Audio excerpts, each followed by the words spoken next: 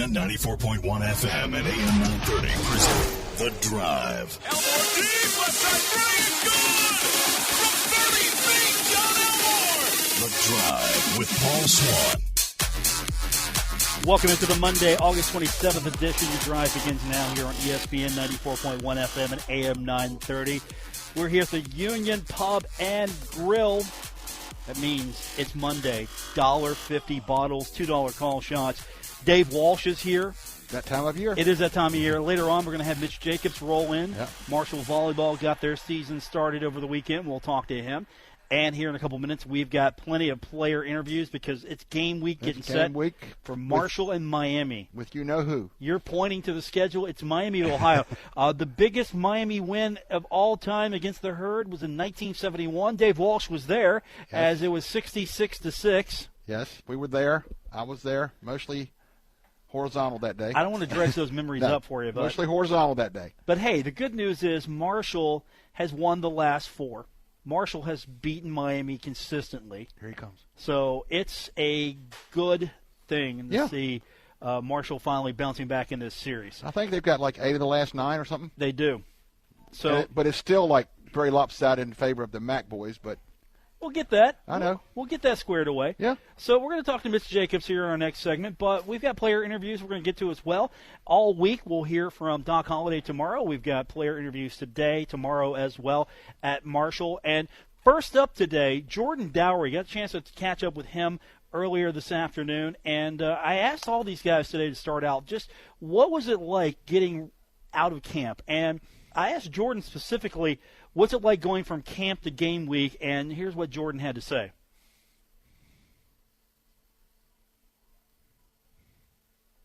Yeah, the focus shifts a little bit. You always focus on what you have to do to prepare, but before we'd only watch our own practice film. We'd come in the meeting, we'd watch our practice film, learn what we did the day before, and then go out and work on those things the next day. And it gets kind of repetitive after a while because you're only doing that process day in and day out, and that's the quickest way to improve is by focusing on only yourself. But now we have more things to focus on. We've got to worry about them and what they do, and then we've got to worry about what making sure that we're still improving. So it puts a little bit more on your plate, but at the same time, it's game week, so we're ready to go.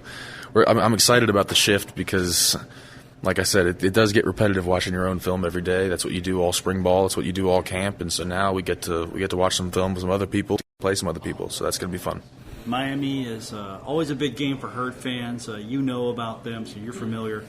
But what do you know about what you might see on Saturday? What are they going to do? What are they going to look like in your best estimate of not having a game film to look at? Yeah, the first game's always tough because you can totally change what you do in an off season. So there's no guarantee that what we saw on film, what we played against last year. Because we played them first game last year, and they changed as a defense throughout the season, like everyone does. Everyone evolves throughout a season. So. They're a tough, experienced group. That's the biggest thing is that you know for sure about them is the personnel that came back. You know that those are tough guys who've played a bunch of ball, and because of that, you've got to prepare for an experienced group. You can't expect them to make mistakes. You have to make sure if we're going to make plays, we have to make them, and can't. An experienced defense like that's not going to give us opportunities.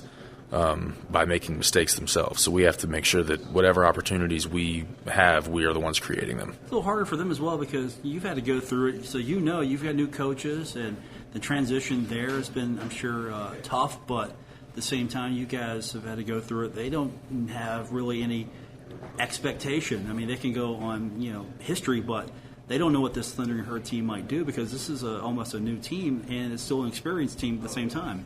Well, it's the first game for everybody is a little bit up in the air. The second game's a little better. Third game, you're starting to get the hang of it. Fourth game, you know what they are. So first week, we're in a similar situation because at the end of the day, we might be a little bit more confident that we're going to get what we got last year. That they're going to be the same type of defense. That they're going to do the same sort of things. They know going in that we're not going to look identical to what we were last year. But I think especially because if you're a team that's played as experienced as they are, they've seen a lot of different schemes. They've played against a lot of different offenses, and a team that has that experience is able to make those adjustments. So the differences in the offense from last year to this year are things that they'll be able to adjust to just because they've played enough football. This is a big rivalry game. How big is it for Marshall? How big is it for you? It seems like it always is one of the fans, when they have it on the schedule, they circle it, you got to get this game. How much of that has the team bought into, knowing, okay, this is really important? It's not just the first game, it's Miami. Well, I think everyone on the team knows the stories and knows what the history of Miami is, but for us, we approach every game with the same intensity of preparation as always. Every game you have to go in 100% prepared, and you can't give more than that week to week. So as long as you're giving 100% every single week, there's nowhere to go from there. You can't put more into it than that, and so that's sort of how we treat it. If we don't treat the preparation to any team any differently, just because we treat every game as the most important thing we have going on. So we're going to be prepared, we're going to be ready to go, but we don't turn it into the focus stays on the preparation the same as always. I kind of asked Levi a similar question, but could you talk about the chemistry on the offensive line? Last year you had a lot of young guys in there who were just getting their feet wet, so to speak, in college football. Now they're a year older, and everybody's back. The competition in fall camp, I'm sure, was at a high. Could you just talk about the chemistry with all the... Buckle up. Paul Swann has the wheel on The Drive. ESPN 94.1 FM and AM 930. It is The Drive, ESPN 94.1 FM and AM 930. My new co-host. Sorry, Walsh. You're out. Sorry, buddy. Next week, prepare for football season. Dave gets paid regardless if I'm on the mic or not. It's all good. Dave's good. He's got he's got what he's got. He's got what he's got. Is that how we do that? Excellent. He's got what he's got. Mitch Jacobs is with us here. You had to drive 15 hours to get here to the show today? You live pretty far. That or about 8 blocks because I stay That's pretty I'm close. at the office. Right. At the office, and then so we're here. I can't wait for Mondays to just drive in here and hang out, just have a little do buzz the by. show. Hopefully Herb will be here every now and then. Right. So I can see my buddy. And that'll just tickle him. Just hang out with my good friend. He'll see you here next time he's in here, and he'll think that's the greatest. Oh, he's great. No, I'm serious. He will think that is the greatest. I get to hang out with you, Paul. I get to hang out with Dave. Dave's a big golf nut. So, I there's nothing but people with things in common going on here. Let's talk volleyball. You do not schedule light games. You do not schedule patsies. Well, we were in on the Dayton one. We've had some changes, and we've got a lot of young kids now. And we had the Dayton one returning. Ball State, South Alabama, really good. It was a tough weekend, but we learned a lot about our team. We knew going in this was going to be a really tough weekend, and now we've got Moorhead tomorrow, and we're getting ready for Moorhead. I think we might have had our best practice of the year today because how young we are. You can tell them you got to work harder. You can tell them that you think you're playing as hard as you can, but you're not there yet. You can talk to them about the good things you're doing. You can try to correct some things, but when you've got 10 new kids, you're working on the very base. You didn't have them in the spring, which is when you're putting your systems in, when you're working, and then you have 2, 3, 4 new kids come in, and they fit into the system, and they learn the system while they don't have to be on the court. Well, we've got 5, 6 on the court. So we looked a little, the way things lay now and with our school starting when it does, and we only have 10 days, 10 days to be ready before we start, whatever it is. I think we had 12 practices before we play our first match. So this morning they came in, they knew they had to work. Gullickson, it's nice and toasty in there. We worked so hard, we had 2 kids need to definitely, borderline hydration. They had to get in some cool air, and that was, they realize it. And what we realized this morning is we've got a whole team of players who hate to lose. So that's a big deal. As a coach, you start to hate you hate to lose more than you even enjoy your wins. And so when you see a team show up on Monday morning after being 0-3 on the weekend, and no one no one has their head down. Everybody's heads are up. Everybody's working hard. We saw heads drop at times during the weekend, during matches. Didn't see that one time in practice today. Everybody busting their butts. It was fantastic. It was a great practice this morning.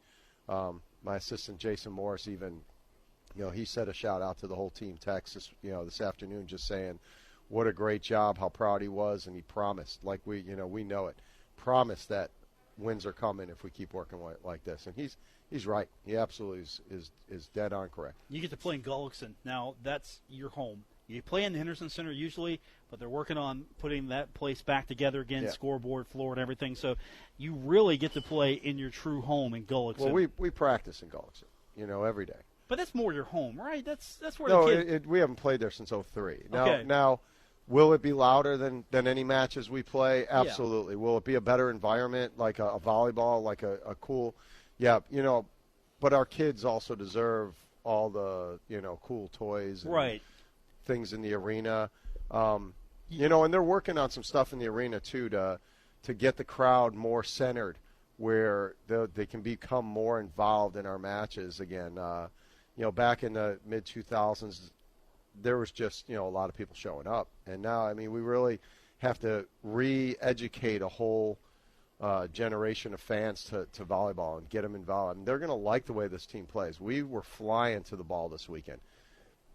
We just didn't block anything. So teams were just teeing off. We were digging balls that people like it. The visiting team on Friday night, we're the visiting team against Dayton, and their crowd is just like, oh. We're digging balls that just, if they hit one of our kids in the head would give us a concussion. And we're digging these balls. And, we're just block scheming is so hard to get together that as we keep progressing and our block starts becoming more formative to just even touch balls, and it's going to be fun, because we've got some kids who can flat out get after it defensively, and we'll keep developing. I think everyone's going to love our setting. They're going to love the offense as it develops. But right now, it's not that good. I'm not going to mix words. It's not that good, but we're getting there, and we got a team that absolutely hate to lose. So it's going to be fun coaching this group. Well, the good thing is the whole point of this non-conference is to get you ready for conference. If you're good there, you're okay, because the goal is to win the conference championship. Goal is to be in that championship and then win it here on our home court. That's our mission. All right, that's our mission. And the thing is this weekend we saw some heads drop, and we had to remind them, what's our mission? Is our mission to win right now, or is our mission to become as good as we can be? So when we get into our gym at the end of the year in the tournament, are we good enough then to win that thing? That's our mission, is to be good enough then. And as long as they're just young, and they've all come from these programs, and when you're so talented to get a college Division I scholarship, you're usually on a winning program too. So they're not used to those L's. None of us like the L's, but it's gonna flip as soon as we put it together, and we're getting closer. Every day I think we're going to get closer. We just can't lose track of the mission that we've got to be on. Mitch Jacobs joining me down here at the Union Pub and Grill. We're going to be down here every Monday throughout football, basketball, and every other season. $1.50 bottles, $2 call shots here at 1125 4th Avenue in Huntington. It is the Union Pub and Grill. I'm sure we can find some volleyball artifacts floating around here somewhere, because Herb's got a little bit of everything on the walls. We got to update Herb. Matter of fact, I know Kelly, who's going in the Hall of Fame. Kelly Ann Billings is going in the Hall of Fame. I know Katie Stein and Kelly. We're gonna get something made up from the two of them, because they were both good friends of Herb's when they were here, and I think we're going to get something together with the two of them. That's an Ashley Barnard jersey right there on the wall. Of course, she was a special libero for us and one of our assistant coaches at one point. So, it'll be great. We'll get some more stuff up here for Herb. Okay. Get a banner or something as well. Absolutely. So what else we got going on? We got football.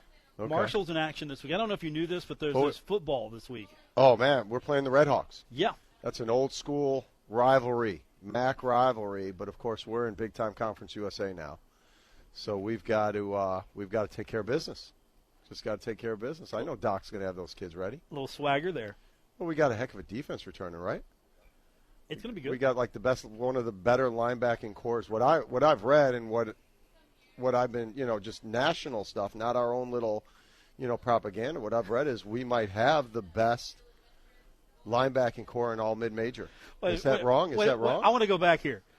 Our little propaganda, what are you referring to? Well, that's what we do. That's what we do, right? We pub up ourselves. We pub up what we can do. But the real, let's talk the real, right? If we're going to talk, let's talk the real. I want to know who this we is. Where's this we? Who do you group into that we? Well, I mean, I just are you saying me? You saying trailer? No, none of the media. Okay. No, we've got our own job, but our herd zone's got its job to do. Yes. And that is to pump everybody up. And that's propping the herd up. Jason Corrier, I mean, that guy does the best job out there.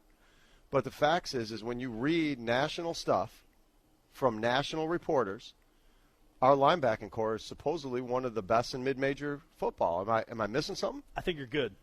I think you got it. You know what I mean? You're on top of it. And isn't that the heart and soul of the defense right there? Like, we're so good in our linebacking core that one of our best guys is a defensive end, and he's going to be wreaking havoc.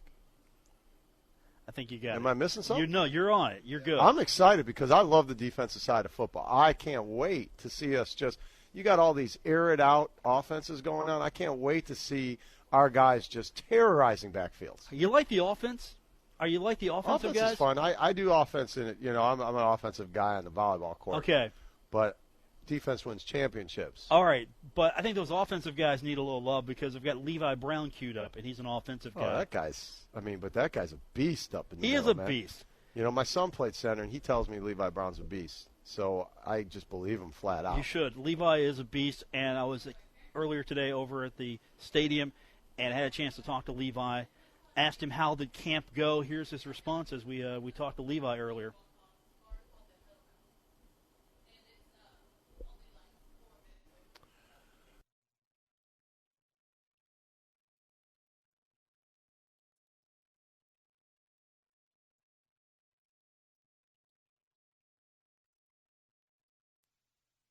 Camp has always been very banging, hard work, few weeks, but obviously the new rules and stuff kind of benefits each team to, with the players so they won't be banged up as much. And Doc did a great job of that this year. So, if you could, Miami's the game this week, so what do you know about them right now? Defensively, fundamentally sound, tough up front, guys that really don't try to do too much. They execute their job, and also, just a real fundamentally sound defense all around. What do you remember from last year playing those guys?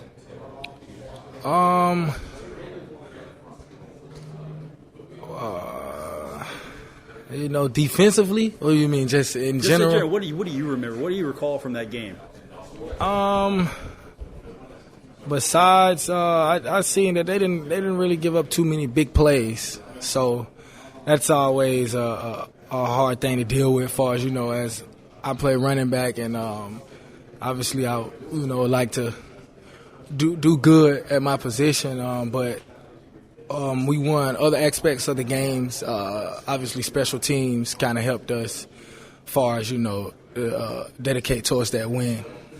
So for what you do, and knowing you've played them already last year, but you really can't bring that into this year's game because they're a different team as well. How hard is it to get ready for a team where you're kind of familiar with them, but you really haven't seen them this year because they've got new guys as well? Oh, man, that's real hard. Obviously, from what happened last year, I'm pretty sure any competitor, coaches, or anything wouldn't want to allow the same thing happen, So just right now, it's kind of up in the air, to be honest. So we're just trying to focus on what our coaches are ingraining into our minds right now and just trusting what they're telling us and just, go out that way, as far as the trust that they got and executing our jobs and try to win this thing. Surprised that you didn't say what's the most was the open kickoff. Trigger at all? Yeah, to be honest with you guys, man, I blacked out. To be honest, but the crazy thing about that, a lot of guys that was on that unit. They don't get enough credit for the blocks that they did. If you really just pay attention to kickoff returns, One of my fellow teammates, Tony Pittman and Marquise Couch, did a great job on the double teams. And, I just did what I was recruited to do, run. So, basically, that was that. That's a really important part of the game. A lot of people focus on offense and defense, but special teams is a huge part as well. And you can provide that spark. That's a big help for your team. Yes, sir. Doc is, for people that really don't know, I know y'all can't see the in-house thing, but Doc is real big on special teams, and he always say before the game, hey, special teams, if we dominate on 3 phases, offense, defense, and win the special teams, we'll win the game. And obviously we did that, and, Doc, he's real big on special teams as far as he says before the game, he say, special teams, would it be kickoff return or kickoff, somebody must set the tone. And just so happened it was the kickoff return team, and those guys on that unit took that and trusted what Doc said and tried to set the tone. Is that one of your favorite parts of playing special teams, being a kick return guy, or would you rather have a big run or sprint? Me personally, I'm more so of a guy that, I was telling Chuck, man, the downfall we had when we went 3-9, I was so big on trying to focus on me and what I'm doing. But once I took me out of it, I started to see other things start to elevate. Coach Adam Fuller, he said something to me one time. He said, before individual success, you have to have team success. So once I start going my approach about that, and things started happening for us. But back to your question, it really doesn't matter. Whatever the team need at that moment, if I'm in position to make a play, that's what I'm gonna try my best and give my all. I can rush for 3 yards as long as I get a win. Those 3 yards, if those 3 yards helped us run the clock out to get a first down in the fourth quarter, whatever the case may be, that's it, And the coaches, they point out that would be like a little thing that helped us win the game. What's the competition level been like on offense this year in fall camp for you guys? Oh, man. Tyler King, whew, that guy's he can go. He can go every day in practice. Sometimes when we have to give the younger guys reps and he be mad, like, man, KD, I don't like this just standing around, because he's like an energetic guy all the time. He just want to go. And it helps me when some days I might have a mindset like, oh, man, I'm banged up, I'm tired. He be like, KD, he be like, no, just keep pushing, let's do it. But far as competition all around the board, man, we got competition everywhere. It's a Division I program, and knowing Doc Holliday, he going to recruit the best guys that he can get in here and compete. So that's what I got to say about the competition.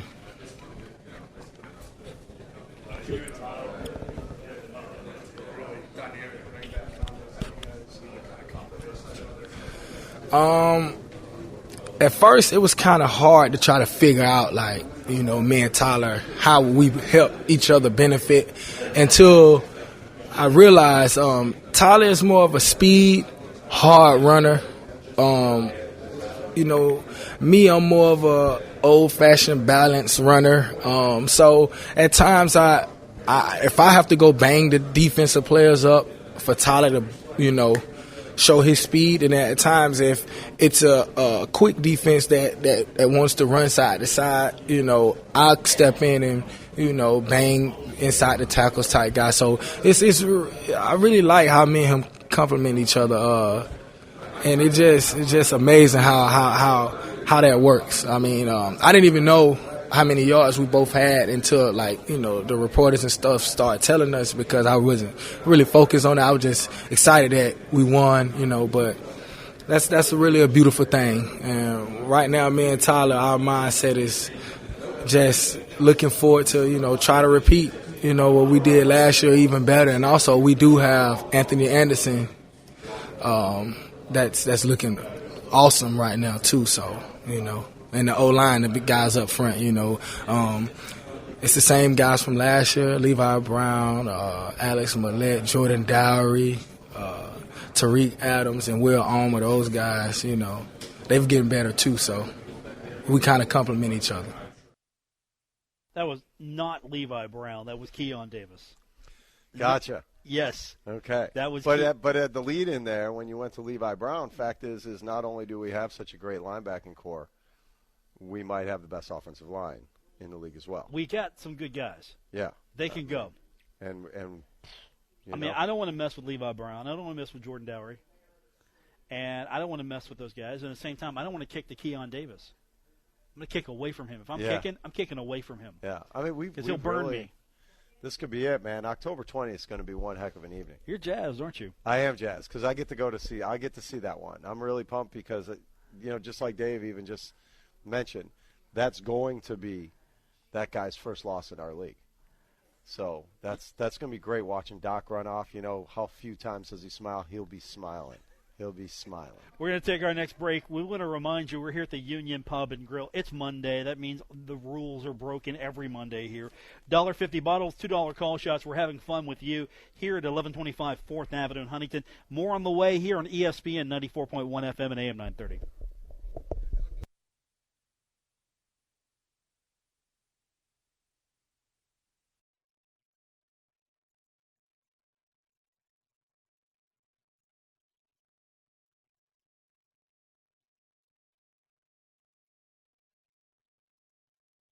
Fourth Avenue in Huntington. I'm Paul Swann. We got Mitch Jacobs here, who is get the next one. You're turning into co-host of the program. Man, enjoying it. Is that going to be your new gig? Look forward to Monday. There might be. I might need a new gig here at some point. Right. I love what I do, but this is always fun getting together with Paul Swann. I'll miss Woody Woodrum, but man, I mean, Big Dave right here. This is great stuff. So give me a report. How's everybody at Marshall? Give me you got a new softball coach. You got the same tennis coach. I've only met her once. She seems amazing. Okay. I mean, you can tell that she's got everything in line together. I'm hoping it's a great move for her and her family and her her son, and I'm hoping it really works out because it seems like we have a great softball coach taking over our program, and I never really got to meet Jen. I met her. Never got to know her at all. Right. But obviously, Shonda was a great coach and had a great program, and everybody in the area expects a really good softball program from Marshall. Sort of like how we expect a really good volleyball program from Mitch Jacobs. That's why you might need someone else soon. No, but we're just going to keep trying our best, man. And look, man, we bought you a new scoreboard. We got you a new scoreboard. The Danny. I don't know if we want to name the scoreboard the Danny or if we get a new facility the Danny. I don't know. Something's going to be the Danny, but. It's really, Mike is the guy who drives all that. If he's proven once, twice, 17 times already, he can raise money and build buildings wherever he's at. He's already obviously upgraded soccer. He's upgraded, football program, and all of our outdoor sports have an indoor place to practice. So, it's nice that the arena's getting this little boost. It'll be cool, if this whole thing goes through with Gullickson. I saw Coach D'Antoni the other day. I go, man, when are they going to build the Danny? Because I think that's it right there. I mean, I might push for Linda Holmes Court or something like that in there. Fair enough. But I think get the Danny going. I think the Danny is a great, with the whole thing. Just leave that. What a namesake. I mean, he's in the Hall of Fame, right? Or is he in the Hall of Fame? I don't know. He's in our Hall of Fame, right? Marshall's. Yeah. Yes. Yeah. Well, what's our Hall of Fame? That would be Marshall's. Marshall's yes? Hall. Okay. Yes, he's in our Hall of Fame. And why not as a coach? He's already taken us to the NCAA, advanced us around. I mean, this guy is just leaving a legacy that who's done more. I mean, Bobby Pruitt, of course, but how many people are doing what this guy's done this fast? How about air conditioning? Would you like to see that at the Anderson Center? Those things come in time, I think, maybe, maybe that's part of the vision. I think that's what I'm thinking. Is that the vision that people are trying to do? I think what's happening here, the vision campaign, is the upgrades are going to be the scoreboard, the Gullickson, the air conditioning. Well, they're asking for, what were they asking for in the paper? They're asking for... Baseball park is what they're going to work on. Also, and Gullickson. Right. So the first thing I thought was the Mitch Jacobs volleyball complex. That's the first thing I thought. Okay. Well, I see it being a first-class basketball practice facility, and hopefully volleyball gets a piece in there, and we get to practice and even make it into the volleyball playing venue. That we could play our matches in a smaller venue where 500 to 1,000 people make great. It an incredible home, where we just played at Dayton. Dayton has a Gullickson Hall type facility size, little more space on top for the bleachers than they've got, but they've got really very little seating like we would have. They've got maybe 1,500 to 2,000 seats. We could easily do 1,000 seats in Gullickson Hall. It'd be pretty crazy, but that's who knows where this whole basketball venue. But I do know it's going to be first class because Danny wouldn't get involved with it if it wasn't going to become first class. Mr. Jacobs is with me here at the Union Pub and Grill. We're going to take another time out. We're going to come back. I've got a couple more player interviews to talk to you about. Of course, Marshall taking on Miami. That game Saturday. ESPN Plus. Get your computer subscriptions ready to go. I think you're giving a 7-day free trial. So if you don't have ESPN Plus, you just log in that morning. Sign up. It's $4.99 a month. Well, we've got matches on ESPN Plus, and there's the actually, first one, the Dayton one, was there's actually a lot of volleyball coverage on ESPN Plus. So I've got my Plus subscription because we gotta be loyal to the sport. I am definitely more loyal than I am smart. So another place you could probably get the Plus.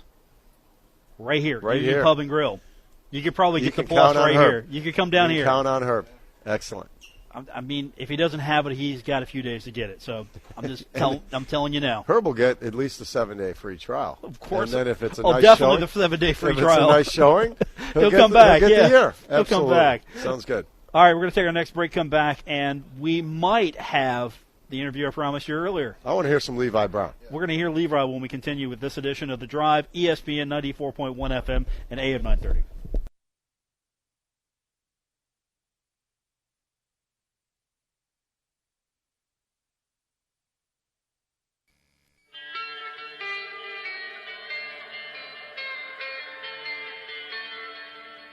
Now, back to The Drive with Paul Swann on ESPN 94.1 FM and AM 930. We're here today at the Union Pub and Grill. It's The Drive on ESPN 94.1 FM and AM 930. 1125 4th Avenue in Huntington, $1.50 bottles and $2 call shots. We've got an interesting crew here. We've got Dave Walsh, who is sitting on the sidelines. We've got Mitch Jacobs, who is not on the sidelines. I should be, though. He's in the starting lineup. In the starting lineup right now. Rotated you in. We're going to hear a little Levi Brown? We are going to hear a little Levi Brown. And Levi Brown, of course, one of the key components of that offensive line. What did your son say about him? Said he's a beast. He said, yeah, he is a beast. Guy can really play. He can really play. And I had a chance to talk to him earlier today. Asked him about how camp went, and we talked a little bit more after that. So here, Levi Brown. I promise this time, Levi Brown. Honestly, it went pretty well. No one really got bit by the injury bug, which is always a huge worry in camp. We came out for the most part really healthy. It wasn't my freshman year camp. I just feel like it's the worst thing ever. You're running around panicking the whole time, like you don't know what's going on, and you're trying to learn the playbook in 3 days. But after 3 camps or so, you start to get used to everything, and then kind of just ride into the next one, knowing it's just another bump in the road, and ready to get going for something else. How much did the playbook change? As an offensive line unit, I'll say the playbook didn't change too much. Coach Cramsey really came in and did his best to try and use the same terminology that we'd used in the past so that it wasn't a huge shot for the whole offense to get something different out of it. He did a really good job at that, and for the most part, it's the same scheme as an offensive line now as far as motions and what tight ends are doing and running backs and quarterbacks and different route combinations. I'm not a book on that, but he kept it pretty simple for the O-line. So you think maybe it was more, it was easier for you than it was for him then? He's one that had the bigger learning curve? Absolutely. I mean, same with Coach Atkins. He's had a whole different kind of verbiage for his offense and how he's ran for the past years or so, and him and Cramsey come in and do their best to try and make it more of like an accommodation for us. I mean, those guys did an amazing job, really them kind of learning more than what we were for the most part. So Miami's the game this week. You know about this team. So what can you tell us about this year's version that you know or think that we know about them? Obviously, on paper, Miami of Ohio returns almost all their defense. I think they return all but one D lineman and maybe all but 1 or 2 linebackers, and their linebackers are really good players. Number 38, number 5, I think it is. They're just guys that come downhill as fast as they can and try and meet you at 1 yard. They cover side to side really well in outside zone also. I mean, they're just both blue collar, will outwork you kind of guys, and they're a really big challenge for not just our O-line, but any O-line I feel like they're going to face. They're really good players. Their D-line, like I said, it's a really veteran group. We played a lot of the same guys last year. They're the kind of D-line that kind of just plays two gaps and does their best to try and stop you. So they got big guys, and we got big guys, so we see which one can push the other one further. How important is it going to be for you out there maybe to be a leader on this offense, knowing that some of the guys behind you maybe don't have the experience? Quarterback position, of course, definitely is whoever it is not going to have the experience you had last year. So how important is it, and you were in the back of your mind, are you going to feel like, okay, I'm going to be out there making sure things are going the way they should be? Just throughout camp, having Alex, Garrett, and Isaiah, all three, splitting reps for the main part. Like behind me, I've gotten to know each one of them a little better than what I had before camp. I've gotten a better relationship with all three of them than what I had before camp, and I've gotten to trust the three of them a lot more than what I did. So while I know that, Alex hasn't played a game in a full year almost, Isaiah hasn't played a college game ever, and Garrett, he played his true freshman year and then redshirted. It's been a while for any of them that have had experience, but I know throughout the experiences that we've had during camp, I can trust those guys, and if there's something that I don't see, I know that they can get us in the right position, and if there's something they don't see, I can snap it in shape, and both of us just kind of keep running with it. So it's one of those things where it's a really good relationship between the quarterback and center. How much easier was it for you this year knowing that all these guys on the line are back? Last year you had a lot of freshmen playing, so you had to be the quarterback of the line, right? These guys coming back, they know, a year wiser, a year older. So how much easier was it? It's really easy, honestly. Like knowing that there's not going to be any like moving parts, kind of like knowing that everything's stable is a really good confidence boost for an O-line or really any group. Knowing that no matter what the play is or what the situation is, I'm not going to have someone that hasn't played all game beside me, with a different rotation. I trust all four of the guys that are beside me. I mean, Tariq's a heck of a player.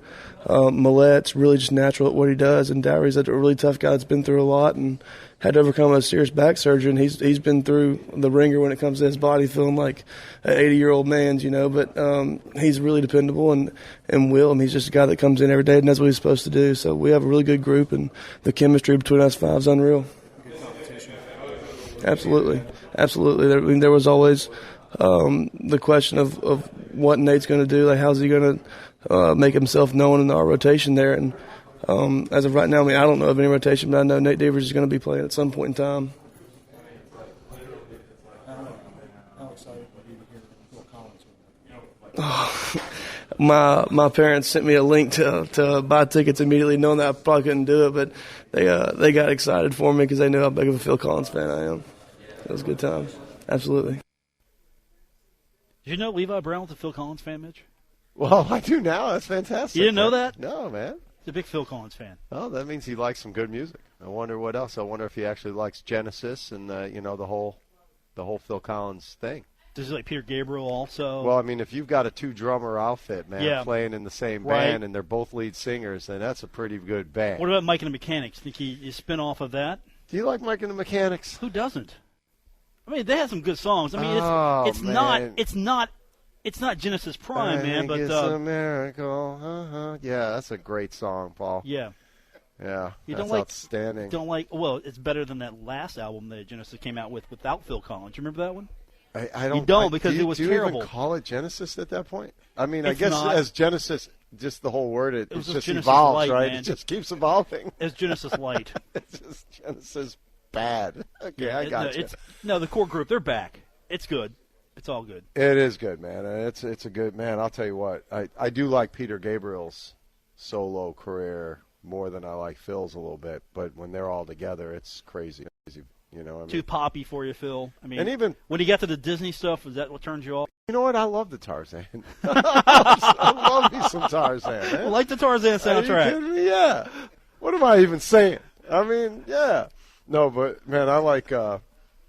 It's all good. Even and then you got Genesis and Yes, and they were all in that same era, and they both had those kickback. Steve Howe can play that guitar. You got those are some bands that are just forever lasting. Is that what we can hear at warm-ups? Little Phil Collins, little You know what? You know what? My team would not be as polite as Danny's team is if I played my music. You know, Danny has, but I get it. See, Danny's got 2,000-3,000 people in there while his kids are warming up. They're already in there early, and so he's playing music that they like. That they that they like. And I get that, but you know what? Before a volleyball match is going to have what 600-700 tops, and before the game even starts, there's, it's for the kids, man. I mean, the ones that are playing are getting pumped up. Let them pick the music. I like that they do it, but you know what? We got a Trini we got to go from Trini to Bio again. Okay. So now we got a Trini back. I might hear a couple soca beats that I really enjoy myself. I mean I might come out for warm-ups a little earlier. It Fair. might be good because, and then we've got Sierra DeBell, and she's a classic hip-hop kid. So I mean, we're in the weight room this morning, and she's requesting Biggie Smalls. Do you screen any of this stuff beforehand? Or? I don't have to. They know it's got to be clean. It's good. JV's up in the booth, man. Okay. He knows it's got to be the PG. I mean, much respect for PG Biggie. version. Much respect. Huge respect for Biggie. That's what I'm talking about. Yeah. So we're in the weight room today, and she's like, man, play me some Biggie and play me some Tupac. I'm going, man, said, okay. That's right. You want the fight. You want the battle right there in the weight room. I need to know from you, though, East Coast or West Coast, where your loyalties lie. Dude, I'm from Chicago, man. I'm right in the middle. So you're right in the middle. Right in the middle. Right. Okay. Play me some Twista. You know what I mean? Like the fastest rapper alive. I mean, I could dig that guy right there, but... Now, you're not going to cross any lines because, a few years ago there was a Biggie Small, Miley Cyrus remix, Party in the USA. Yeah, you didn't know that, did you? I have to get that one together. It happened. Go Google it. Google it. Okay. Party in USA, Biggie Smalls For remix. you, Blue, I will No, you Google need to it. do this. I will Google it. You have to. Yes, sir. Maybe after I've been at Herb's for a while. Well, you need to hear it one time to see what they did. Sounds good. Okay, so expect a lot of Biggie Smalls playing. Sounds good. But no, I'm excited, man. I mean, we got a big night tomorrow night.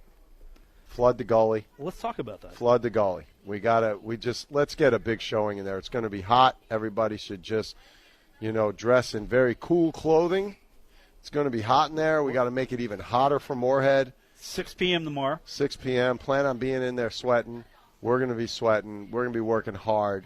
Our team is going to be there to play hard.